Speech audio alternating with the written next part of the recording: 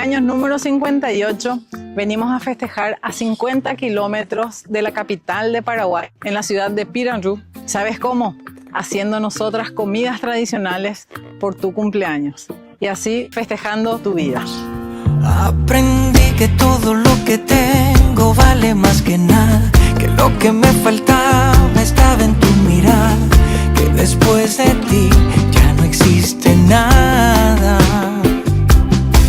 Aprendí a vivir bonito. Si la vida me permite al lado tuyo.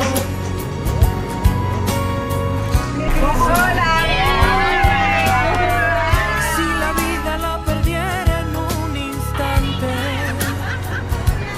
para que vivas en él.